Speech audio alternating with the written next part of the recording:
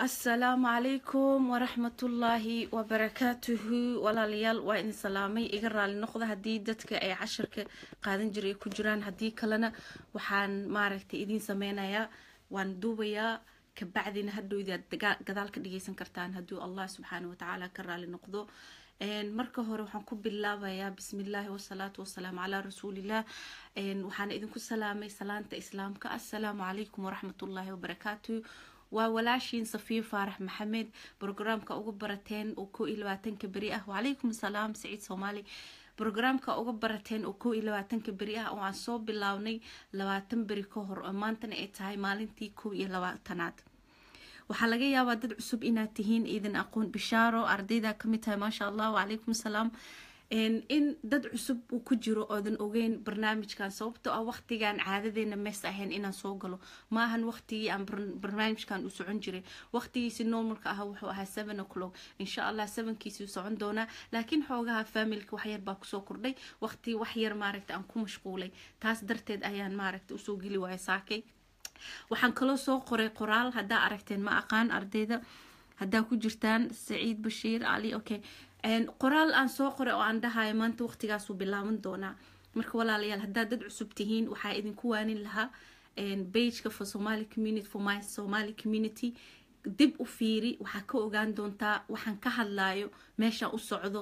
waxa casharka uu yahay sababtoo ah ma fahmi kartid وعليكم السلام ورحمة الله وبركاته waxa ma fahmi kartid ilaa ogaatid rootku ka soo bilawday waa sida geed baxayo kale geedka markuu baxayo asalkiisa uu ka soo bilawdaa in uu meesha lagu abuuro soo hadda waxa rabaa inaad ogaatid in aad hadii aad inaadan ila yaabin waxaan ka hadlaayo galna page-kaas isku day inaad maaragtay casharkii koowaad wana ku anfici doonaa sababtoo ah markaad kow ka soo bilawdid iyo 22 waxyaalo badan oo noloshaada iska bedelay aadana dareemi doontaa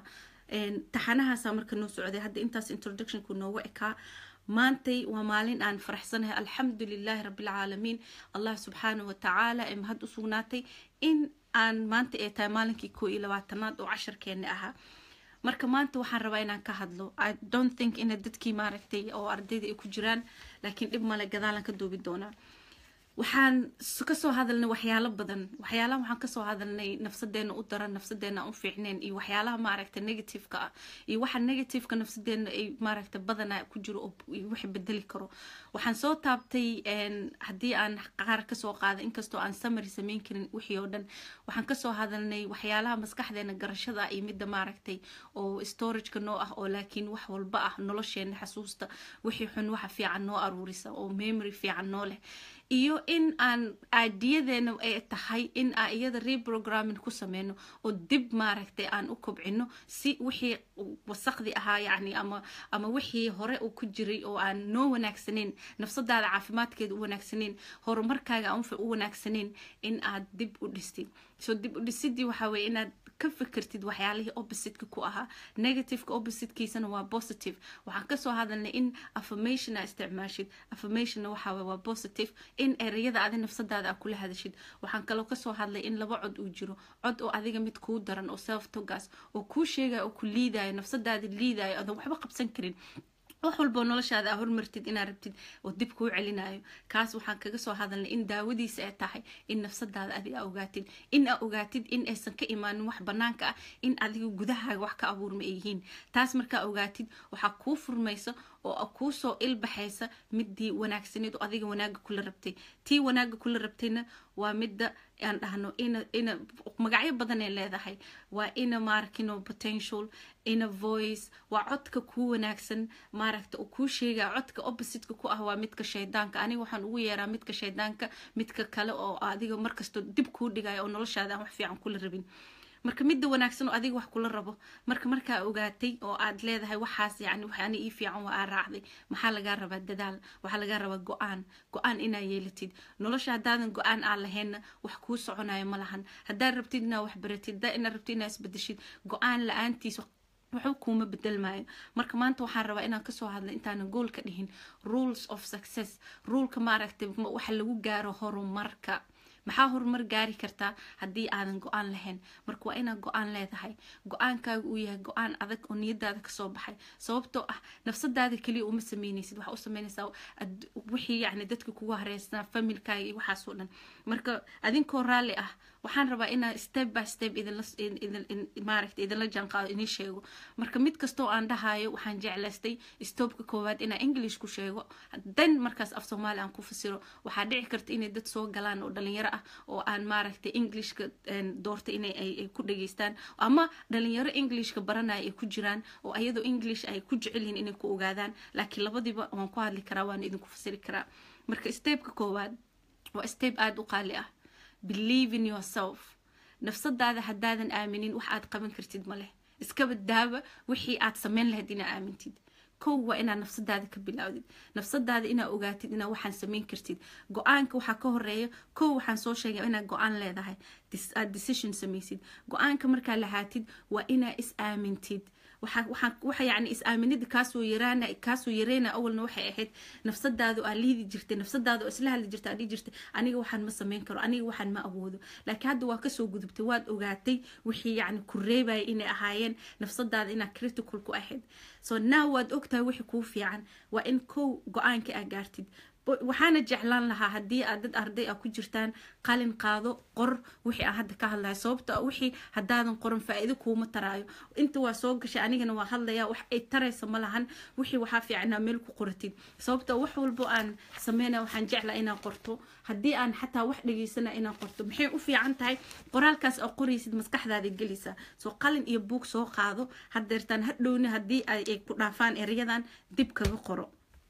kow waxaan soo sheegay believe in yourself labo believe in yourself maxay u fiican tahay dadkii kale kuma aaminayn haddii adiga aad is aaminin nafsadaada number 1 ah midda labaad waa inaad noqotid qof flexible oo explore more meaningkeedana wuxuu yahay qof u furan knowledge qof u furan inuu wax barto qof maskaxdiisi diyaar u ah inuu wax barasho qaato sababta ah haddii aad dad asxaab xun ku xiran tahay asxaabta waa kasoo sheekeeyey asxaab xun haddaa ku xiran tahay in aad haysatid habit oo noloshaada kugu dhegan taasna waxaa ogaataa in maskaxdaada flexibles aysa ahaanin marnaba waana kusoo celcelinaa sababtoo ah maskaxdaada inaa cilmi u furtid waa knowledge aad qalin qaadatid iyo buug aad tiraahdid maxaan baran karaa buuggee wax ka baran karaa maxay nafsadeeda kusoo kordhinaysaa taas haddaad samaysid flexiblekaas oo aad expand ku samaysid knowledgekaaga meel waa gaaraysaa taas waa tii labaad kow waxaan soo iri believe in yourself waa number 1 2 waxaan soo iri be flexible and explore more knowledgekaaga ah midda saddexaad waa mid aada u qiimo badan aan si fiican u dhageysta take full responsibility for your life noloshaada waxaa ka noqotaa responsible sababto taasna waxaan ka wadaa hasaarin qof kale blameka hasaarin qof kale ha dhihin qofkaasaa qalad nolosheeda ku leh nafsadaadana ha dhihin waxaan ma qaban karin because kan sababto aad dadka maanta waxay u badan yihiin in wax walba markuu qalad kaa noqdo aad raadisid meel aad dusha qof aad dusha ka saartid sababto ah ma isfiirisa noloshaada intaadan qofka dusha ka saarin adiga responsible ma iska noqotay wixii qalad aa samaysay ma raasatay feedback ma tiri maxaa iga qaldan maxaan ka sixi karaa nafsadaada ahaan marka taas waa tan saddexaad qodobka saddexaad aad buu muhiim u yahay muhiim wuxuu ugu sii yahay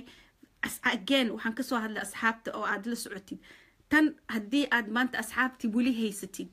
oo asxaabtaas listigaaga kugu jiro oo asxaabtaas facebook kuu soo qoraya maaragtay pagekooda iyo waxooda kugu soo qoraya waxyaalo aan fiicnayn ama aad leedahay habit oo waqti aa isleeda saacad ama musalsal ama wax ku daabo waxaa ogaataa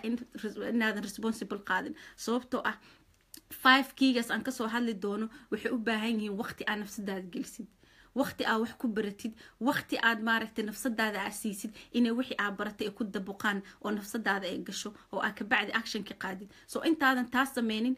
hasaarin xitaa haddii aa kuftid meaning haddii uu qalad kaa dhaco ama haddii laga yaabo maalin oo waqti aa wax qabsan jirta aadan qabsanin qof kale ama ilmahaaga ama qofna dusha ka saarin adiga qaado taasna maxay kuugu sii fiican tahay nafsadaada kor usii qaadaysaa waxaa ogaanaysaa qaladkii kaa dhacay waana sixi kartaa qaladkaas according adi inaad dusha iska saartid qof kale inaad dusha ka saarin 4 midda afaraad stand up for yourself stand up to yourself again. nafsadaada u istaag. waxaa laga yaabaa tan waxaa ka mid ah dadku waxaa rabaa inaan la hadlo oo noloshooda stresska ku wado. stresska haddaad noloshaada ku jirtid waxaa waay sababto ay healthigaaga dhaawac gaarsiisay. waa inaad nafsadaada u istaagtid. in nafsadaada aad tiraahdid enough is enough, intaan ka badan kuma socon karo. noloshayda waa inaan tartiib wax u qaataa. haddii aan raban inaan nolosha wax meel ka gaarana waa inaan stepka aan qaadi lahaa aan barto. waa in nafsadeeda aan time siiyo. waa in aan ka soo leexdo waxyaalihii aniga dhibi jiray ama waxyaalihii nafsadeeda aan ku dhibi jiray. waxaa laga yaabaa in aad tahay qof rabo inuu wax walba hal mar ku wada qabto. adduunkana hal mar wax kuma wada qaban kartid. waa inaad steps qaadid. kowna nafsadaada caafimaadkeeda fiiri. haddii aad tahay qof habeen soo jeed badan, haddii aad tahay qof opposite ka sameeyo, sababtoo ah allah subxaanahu watacaala wajacalna leyla libaasan wajacalna nahaara macaasha. maalinkii ilaahay wuxuu ku dhahay irsaaq doono, habeenkiina seexo. haddii aad tahay qof dhalinyaro ah ama qof weyn ah oo saacadiisa timekiisa aan fiirsan, waxaa ogaataa in kow adiga noloshaada aad dib u dhigta aad hormari karin, maskaxdaadana ay develop noqon karin, maskaxdaadana ay koraynin. waxayse u koreen maskaxdaada subaxi waa marka arsaaqda ay furan tahay. subaxi waa marka allah subxaanahu watacaala uu noo sheegay uuna dhaha waa waqtiga maskaxdaada uu koro. psychologyna way dhahaan maskaxdaada waqtigu u furan yahay, waxbarashada caqligaaga uu aada u furan yahay. marka haddaad tahay qof ku xiran social media ku xiran oo habeenkii waqtigiisa iska qaado, waxaa laga yaabaa in page kale ama qolal kale ama meelo kale aad gashid oo waqti ku dhumisid telefoon. marka maxaad yaa saaraysaa blameka hadduu healthigaaga wax ka noqdo? waxaa laga yaabaa in dhakhtarka aad kusii noqnoqotid, laakiin dhakhtarka aadan u sheegin, iska daay nafsadaada aadan u sheegin, aad dhihin qaladka meesha uga imaaday waa soo jeedka, qaladka meesha uga imaaday waa wrong food aan cuno, cunto qaldan aan cunay, qaladka meesha uga imaaday asxaabta xuno aan la socdo. soo haddaad taas ogaatid oo aad iska ilaalisid, waxaa ogaataa in nafsadaada u istaagtid. dadku waxay dhahaan stand up qof u istaag ama qof maaragtay tixgeli, laakiin adi nafsadaada ma fiiris, ma tiri intee qaladaadka iga imaadeen. inaa u istaagta aad tiraada nafsadeydiyey yes waa soo sameeyey, habeen waan soo dhafray, cunto maaragtay qalad ah waa cunay, nolosheeda wax kastoo aan sameynay si degdegan ku sameeyey, kama fiirsan, nafsadeeda time ma siinin. intaas haddaa ogaatid waxaa ogaanaysaa in aad ku jirtid wadadii oo lagu maaragtay aad ku liibaani lahayd. waana qodobada hadda aan kasoo hadlayo. wadada aad ku liibaani lahayd ma gaaraysid haddii adiga nafsadaada aadan responsible ka noqon, aadan u istaagin nafsadaada. sababtoo ah maanta dadku waxay u badan yihiin in blamekoodu u badan yahay. anigaa wax ma qabsan kari, anigaa hurdadeeda maaragtay caajiskaygaa badan, anigaa maaragtay see wax ku qabsadaa, xaggee meel ku gaaraa. intaasoo dhan inaad iska saartid qodobadan aan kuu soo sheego ku dhaqan, adigana isa saar responsibilityga. taas waa mid. qodobka shanaad, stay busy yourself, continue and do not stop. stay busy maxaa ka wadaa? noloshaada time table sameyso. time table oo waqtigaaga kuu xadidan. sababta oo waqtiga haddaada adiga xadidin asagaa ku xadidaya, asagaa koonka kugu sameynaya oo ku qabsanayo. sababtoo ah waqtiga saacadda way socotaa, ma soo laabato. saacadda hadday 1 minute 2 minute 3 minute ku dhaaftana dib uma soo celin kartid. noloshaadana weligaa shallaayta inaad ku jirto kuuma fiicna. aad tiraahdi sanad baa idhaaf, 2 sano idhaaf, 3 sano idhaaftay, forget it. waxaasoo dhan saacadaada xisaabso. saacadaada waxaad tiraahdaa ilaahay waxay sii 24 hours haystaa. maxaan nafsadeeda u qaban karaa? maxaan familkeyga u qaban karaa? maxaan diinteyda kusoo kordhin karaa? maxaan baran karaa oo aakhiradeeda ii anfici karto? maxaan baran karaa oo adduunkeyga ii anfici karo? waa in aad kala lahaatid, aad samaysatid jadwal oo adiga kugu saabsan, oo gurigaada meel aad kuga dhigsatid, dhinacna aad ka dhigtid adduunka aakhiradaada aad ka dhigatid. inta waa meesha aakhiradeeda ku gaari lahaa oo aan sunnadeeda ku badin lahaa. adaa iga taqaana inta aad rabto inaad samaysid. intaas haddana kuwid waxaa usoo baxaysa adduunkaaga. aad tirahda adduunkeyga waxaan rabaa in nolosheeda caafimaadkeyga aan hormariyo. sababtoo ah maanta dadka waxaa u badan in ay cunaan wax aanan loogu talagelin, daawo qaldan ee dhakhtarka intay u tagaan ee markasta ay daawo ka doontaan, daawadaasna aysan anficaynin ee nafsadooda sii dilayso. waxaa ka mid ah dadka chronic illness qabo. mana dhahayo qof kasta waay, laakiin maxay intay ka timaadaa chronic illness? chronic illness waxaa la dhahaa dadka aanan dhakhaatiirta aysan helin xanuunka hayo oo xanuunka haya aan la ogaanin. waxaa laga yaabaa okay ma ka hadlaya wax oo biology ama nerve system qof uu xanuun uu meel ka soo galay, laakiin waxaan ka hadlayaa dadka badankooda way ogyihiin meesha xanuunka uga imaaday. waxaa laga yaabaa in noloshaada aad ku nooshahay aad ogtahay in vitamiino qaarkood ay kaa dhiman yihiin, aad ogtahay in maaragtay hurdo la-aantii ay kugu riday dhiig la-aan, in ee kugu riday dhiig la'aan wixii nafsadaada u fiicnaa aadan cabin sababta aan nafsadaada adiga xaq kugu tahay inaad responsible ka noqotid in nafsadaada mas-uuliyadeeda aa qaadid allah subxaanahu watacaala wuu kuu sheegay caqli baan ku siiyey ku dhahay garashaan ku siiyey waa in adiga nafsadaada markaa ogaatid haddii ka war nafsadaada intaa ku ciyaartay aad dhakhtar u tagtid dhakhtarkiina aad ka sugaysid in asaga uu magac kugu sheego xanuunka aa qabtid uu ku dhaho xanuunkaasaa qabta aad ka warsugaysid aad ku laalaabanaysid uu ku dhahay markastana xanuun ma qabtid oo adigna dib maskugu laabatay ma samaysay inaad adi fikirtid aad tiraadid xageeba waxaan iga imi ogow markaa ogaatidna ma isku dayda inaad saxdid oo aad tiraadid okay wuxuu iga yimi hurdada soo jeedka badan waa inaan hurdadeeda ma aragtay aan dib routiinkayga u samaysto waa in 24 saacadood saacadii hurdada la igu talagalay aan hurdo saacadii soo jeedka aan soo jeedo oo nafsadeeda wax u fiican waxaana ogaataa haddii ruudkaas aa qaadid caafimaadkaaga inuu uu saxmaayo noloshaadan wixii kuu fiicnaa ee hortaada imaanayaan taas waa mid haddaan kasoo gudbo qodobka lixaad waa qodob aada muhiim u ah waxaa laga yaabaa dadka qaar inay igla yaabaan wixii aad qabanaysid ku noqo wax obsessed ah ku tahay wax yacni aad sababtoo ah maanta opposite direction aa jiro dad waxaa laga yaabaa wax aysan noloshooda u fiicnayn ee obsess ku noqdaan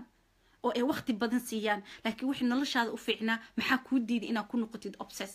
in aad mar kasta rabtid inaad improvement ku samaysid in aad saxdid inaad correction ku samaysid taas waxay ta nafsadaada kor u qaadaysaa nafsadaada hor uma dilaysid marka walaalayaal haddii aad rabtid inaad goolkaaga uu kuu fiicnaado ama yoolkaaga oo set upkiisa uu kuu fiicnaado waa inaad og tahay meesha u socotid directionka haddaadan ogeyn noloshaada wax iska bedelaa ma jiro meeshii shalay aad taagnaad haddana maanta taagnaanaysaa ma isweydiisa su-aal ma isweydiisa ma istiri last year waxaan ka fikri jir inaan wax samaysto inaan wax qabsado oo haddana noloshaada waxba iska bedelin ma fiirisa wax actiona ma qaaday oo ma tiri waan rabaa in nolosheeda aan wax ka bedelo laakiin wax aan qaaday ma lahan laakiin anigu waxaan ku dhihi lahaa nolosha saas ma ahan nolosha waxay tahay adiga kugu xiran tahay adiga inaad qaadid actionkaas aa qaadaysid inuu yahay nafsadaada aa ka bilaawdo nafsadaada aa is aamintid waxaan kasoo hadlay believe in yourself 2 waxaan kasoo hadlay be flexible oo maaragtay knowledge-kaaga explore ka dhig knowledge-kaaga kor u qaad knowledge-kaaga kori cilmigaaga maaragtay cilmigana waa the key nolosha iyo adduun iyo aakhiraba cilmiga midka ku anfacayo waaye taas waa 2 waxaan kasoo hadlay in nafsadaada u istaagtid nafsadaada ogaatid wixii ka qaldan ama wixii nafsadaada aad dulmi ku geysatay sababtoo ah dulmiga waxaa ka mid ah stresska badan aad samayso waxaa dulmi nafsadaada ku tahay nafsadaada wixii aan u fiicnayn inaad samaysid oo oppositekeeda ah taasna waxaa ogaataa in ay dib kuu dhigayso laakiin haddaa rabtid adduun iyo aakhiraba inaad liibaantid waxaan ku dhihi lahaa nafsadaada kor u qaad ogow wixii kaa qaldan believe garayna nafsadaada in aad qaban kartid marka maanta casharkeena topigaas intuu ku ekaanaya goal settingka waxaan rabaa inaan step by step idinla qaado oo aan sii wado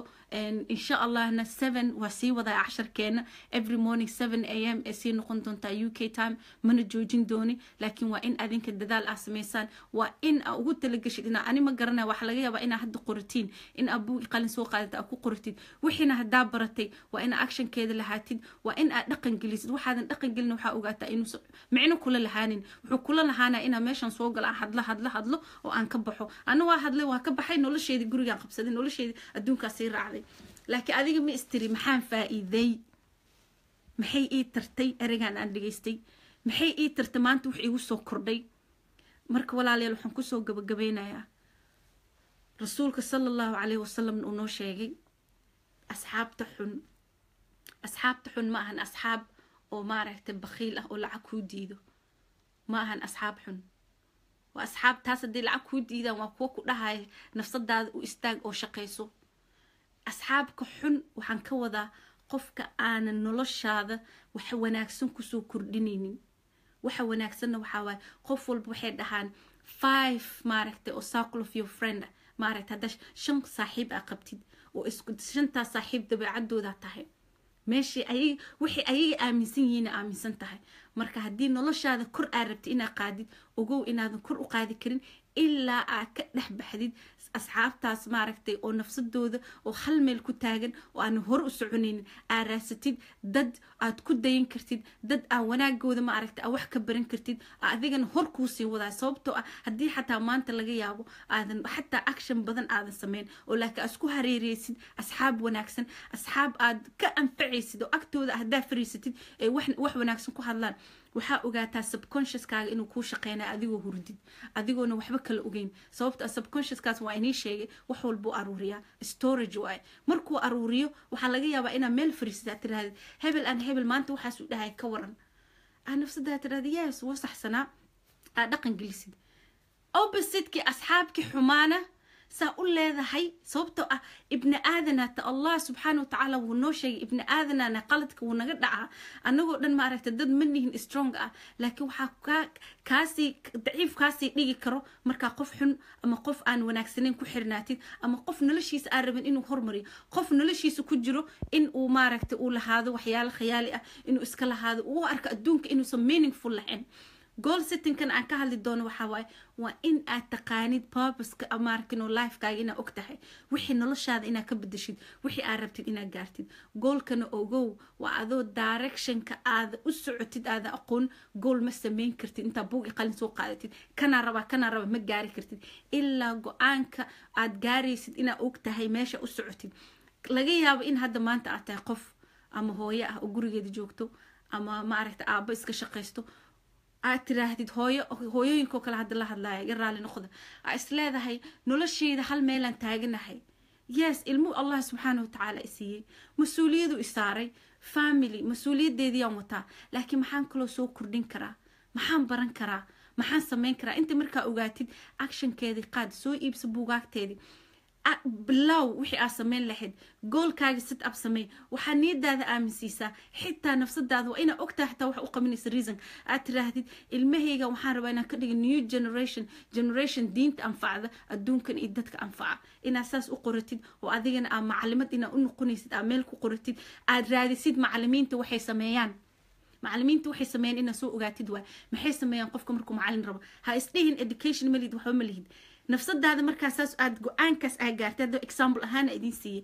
go-aanka aa gaartid inaad macalimad noqotid raadi macalimad dadkii hore u ahaa maxay sameeyeen tallaabadee qaadeen inaad ogaatid inteesa uu ku qaatay maxay akhriyeen wadadee qaadan intaas markaa ogaatid buug soo qaada ku qoro wixii meesha aad ku gaari lahayd abilitygaadana fiiri adiga awoodaada nafsadaadana aamin aadaan u mahadsantihiin haddaysan wax quick su-aala aysan jirin oo aan ka jawaaba otherwise waan ka bixilaa adinkoo mahadsan marka insha allah waa inoo berri waqtigeeni 7 am uu noo socon doonaa hadduu ilaahay idmo walaalahan waxaa idin dhihi lahaa sheer gareeya dadkii kale oo ka faa'iidaysan karo hadduu ilaahay idmo dadkii aan hadda ku jirin hadhowda inay daawadaan jazaakumullahu kheer wax su-aala oo quick haddii jirin inaan kan gashta saa u ogaado bishaaro jazaakallahu kheer walaalo so wax su-aala haddaysan jirin waan ka bixi lahaa barlin jazaakallahu sister okay bishaaro su-aal waa ku sugaya adiga mudan Hamza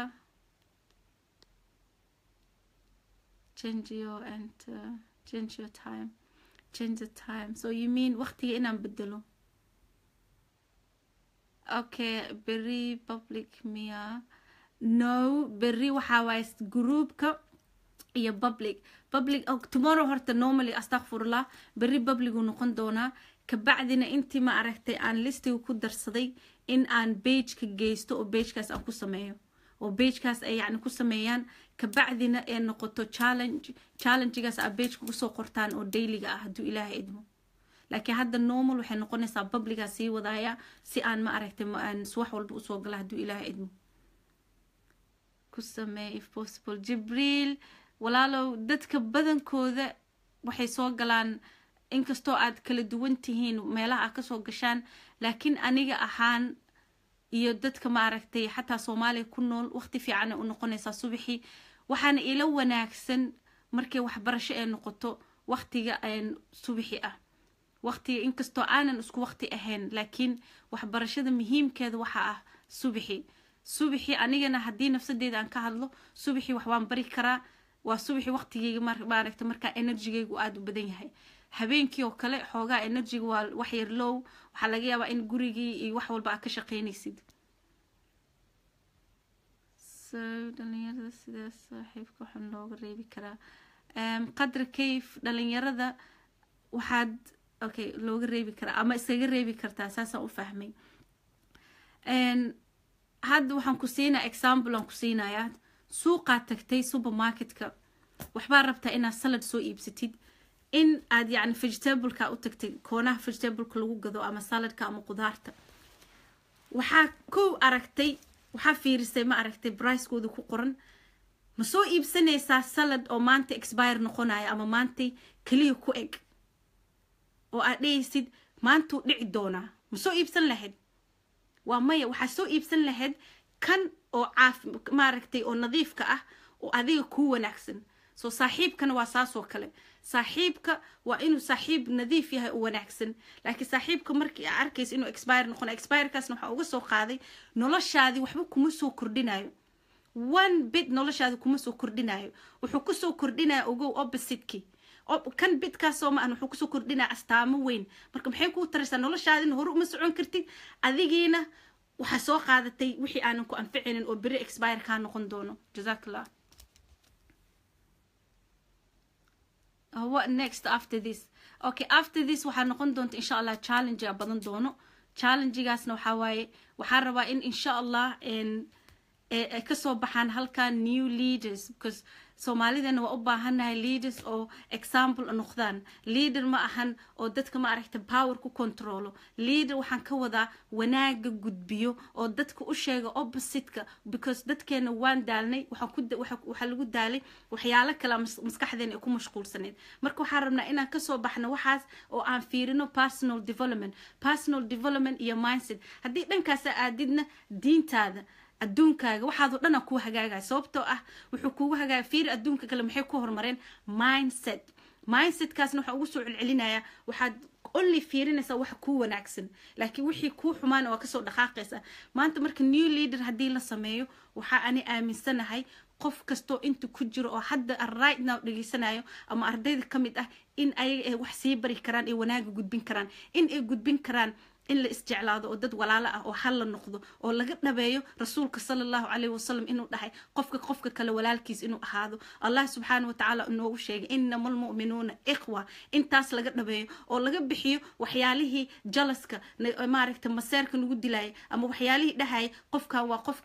waa qof kale laakiin hadii kulligeen aan isugu iimaan hal wax qofka kale wax ku dhaamo uu baro in la isfahansiiyo wixii qofka kale ku dhaantid in la isdhiirigeliyo sababtoo amaantay dad badan dhiirigelin u baahan yihiin waxay ugu baahan yihiin waxa laga yaabaa in noloshii ay u arkeen nolol qaldan inay tahay in ay u arkeen adduunka inuu adduun xun yahay in adduunka uu maxayse ugu arkayaan sababtoo ah TV-gaasi ku xiran yihiin TV-gana waa number 1 midka maskaxda ka dhaqaayo waay midka ku aragsiina adduunka inuu adduunka meel xun yahay laakiin hadii aad TV-gaas focus-kaada ka soo qaadid abuu qalin ku soo aroortid noloshaada waxa ogaanaysaa adigana in aad nafsadaada is anfacdid dadka walaalahana anfacdid dadka ciyaalka generationka noo dhalanayna aan anfacno marka jazakumullahu khairan dhamaantiin waa ka sii baxaya programkeena bari noo socon doona laakiin update ana idin siin doona markay group oo gooni ay noqoto laakiin hadda public aan ku sii wadi doona jazakumullahu khair assalamu alaykum